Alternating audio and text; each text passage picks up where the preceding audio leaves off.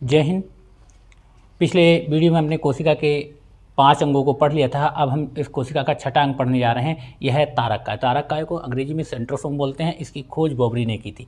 इसका कार्य होता है कोशिका को विभाजित करना। कोशिका में जो विभाजन होता है तो वह सेंट्रोसोम के कारण होता है। कोशिका विभाजित होती है तो एक कोशिका से दूसरी कोशिका का निर्माण होता है, ना कि कोशिका टूटती है।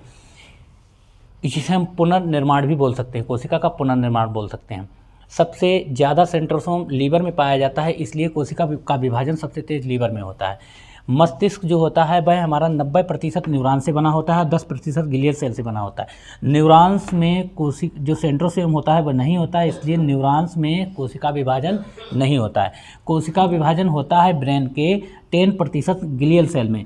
जब कभी 10% ग्लियल सेल में कोशिका का विभाजन होता है, इसमें सेंट्रोसोम पाया जाता है, इस कारण इसमें कोशिका का विभाजन होता है। कोशिका का विभाजन जब कभी इसमें अनियंत्रित हो जाता है तो इससे ब्रेन ट्यूमर बनता है, जिसे हम मस्तिष्क का कैंसर बोलते हैं। इस तारक काय सेंट्रोसोम के कारण ही बॉडी में कैंसर नाम की बीमारी होती है, क्योंकि जहाँ कहीं भी सेंट्रोसोम अनियंत्रित रूप से कोशिका का विभाजन कर देता है, वहीं वह अनियंत्रित जो कोशिकाएं होती हैं एक बड़ा गांठ बना देती हैं और वह कोशिका का विभाजन कैंसर में बदल जाता है। नंबर 7 पे आता है आपका अंतःप्रदवी जालिका। इसे एंडोप्लाज्मिक रेटिकुलम बोलते हैं अंग्रेजी में। इसका काम होता है, ये आंतरिक कंकाल होता है कोशिका का, यह आंतरिक कंकाल होता है। यह आंतरिक सहायता भी कोशिका को प्रदान करता है, जिससे कि कोशिका पिचके ना। कोशिका को पिचकने से बचाने के लिए जो उसमें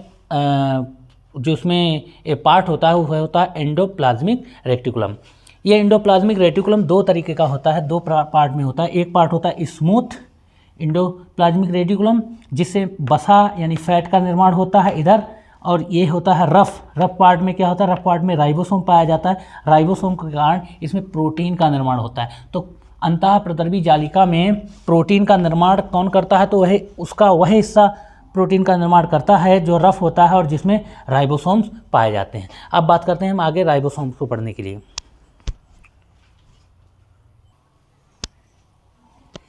कोशिका के अगले अंग के बारे में बात करते हैं, राइबोसोम। राइबोसोम की खोज पलाडे ने की थी। इसका कार्य होता है प्रोटीन का निर्माण करना। इसे प्रोटीन फैक्ट्री भी कहते हैं। एक्चुअल में जो राइबोसोम होता है ना, राइबोसोम सेंडिमेंट्री कोफिशिएंट से पता किया जाता है। ये 2 प्रकार का होता है। सेंडिमेंट्री कोफिशिएंट एक प्रकार का द्रव होता है जिसमें राइबोसोम डाला जाता है, जिससे ये पता लगता है कि ये छोटा होगा अथवा बड़ा होगा। तो 70S पे छोटा होता है, और छोटा किस में पाया जाता है राइबोसोम, ये प्रोकैरियोटिक में पाया जाता है। और 80S बड़ा होता है जो यूकैरियोटिक में पाया जाता है। ये प्रोकैरियोटिक और यूकैरियोटिक क्या होते हैं आगे चैप्टर में समझेंगे, अभी आप केवल इनके नाम समझ लीजिएगा। 9 नंबर पे आता है आपका केंद्र को न्यूक्लियस बोलते हैं। इसकी खोज रॉबर्ट ब्राउन ने की थी। कोशिका का ब्रेन इसे कहते हैं। किसे? केंद्र को कोशिका का ब्रेन कहते हैं। इसे कंट्रोलर भी कहते हैं।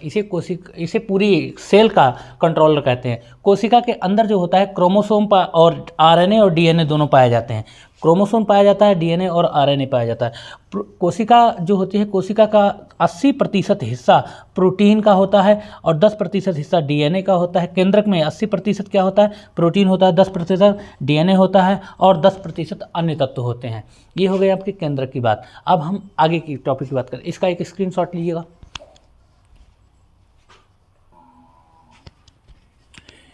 कोशिका के 10वें अंग लाइसोसोम के बारे में बात करते हैं। लाइसोसोम की खोज डी डुबे ने की थी।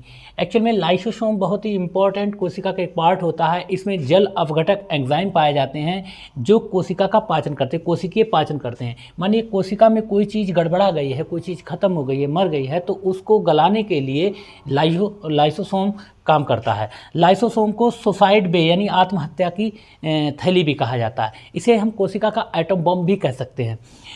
आरबीसी जो होता है, ब्लड होता है, जिसका आरबीसी ब्लड में जो आरबीसी होते हैं उसमें जो होता है उसका जीवन काल 120 दिन होता है। उसमें लाइसोसोम नहीं पाया जाता है, इसलिए ये आरबीसी जो होता है वो 120 दिन के बाद ख़त्म होता है, तो स्प्लीन यानी प्लीहा यानी तिल्ली में जाता है और वहाँ जाकर वो ख़त्म हो जाता है। इसलिए आरबीसी की कब्र को हम तिल्ली या प्लीहा या स्प्लीन बोलते हैं। लाइसोसोम की खोज डी डुबे ने की थी। तो इस प्रकार से हमने आपको कोशिका के 10 अंग पढ़ाए हुए हैं। आई होप आपको यह वीडियो पसंद आया होगा। जय हिंद।